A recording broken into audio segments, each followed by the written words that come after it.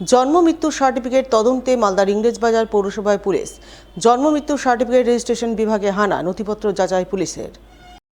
বৃহস্পতিবার এই ঘটনাকে কেন্দ্র করে জোর চাঞ্চল্য তৈরি হয় ইংরেজবাজার পৌরসভায়। জানা গেছে, জন্ম এবং মৃত্যু সার্টিফিকেট সংক্রান্ত বিষয়ে পুর ও নগরোন্নয়ন দপ্তরে অভিযোগ হয়েছিল।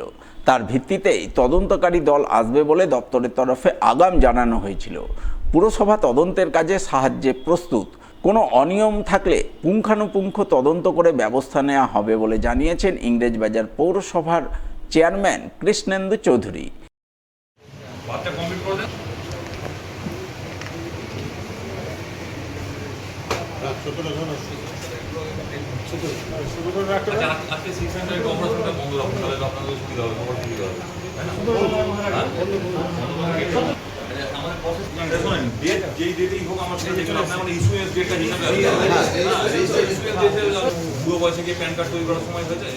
এটা কমপ্লেন হয়েছিল আমাদের স্টেটে, অর্থাৎ মিউনিসিপ্যাল অ্যাফেয়ার্সে। সেখান থেকে আমাদেরকে অলরেডি জানিয়ে দিচ্ছে যে একটা গ্রুপ অফ অফিসার যাবে, তাদেরকে হেল্প করবে।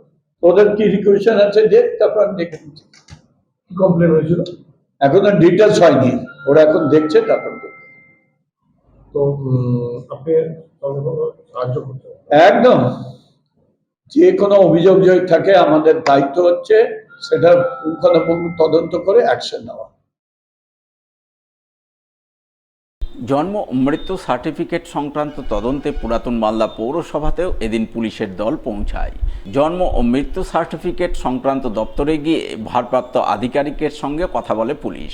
প্রাথমিক তদন্তের পর বাজেয়াপ্ত করা হয় জন্ম ও মৃত্যু সার্টিফিকেট সংক্রান্ত পুরসভার হেফাজতে থাকা প্রায় সমস্ত নথিপত্র। স্বাস্থ্য ও পরিবার কল্যাণ দপ্তরের নির্দেশে এই তদন্ত বলে জানিয়েছেন পুরাতন মালদা পৌরসভার চেয়ারম্যান বিভূতিভূষণ ঘোষ। সমস্ত কাগজপত্র হেফাজতে নেওয়ার পর সেগুলি প্রয়োজনীয় যাচাই বা পরীক্ষা করে পরবর্তীতে পৌরসভায় ফেরত পাঠানো হবে বলে দাবি চেয়ারম্যানের। রাজ্যের অন্যান্য অনেক পৌরসভার সঙ্গে মালদা জেলার ইংরেজবাজার এবং পুরাতন মালদা পৌরসভাতেও এদিন এই পুলিশি তদন্ত শুরু হয়। বিষয়টি জানাজানি হতেই চাঞ্চল্য ছড়িয়ে পড়ে পৌর কর্মী থেকে শুরু করে সাধারণ মানুষের একাংশের মধ্যে। যদিও বিষয়টি সরকারি প্রক্রিয়া বলে জানিয়েছেন পুরাতন মালদা পৌরসভার চেয়ারম্যান বিভূতিভূষণ ঘোষ।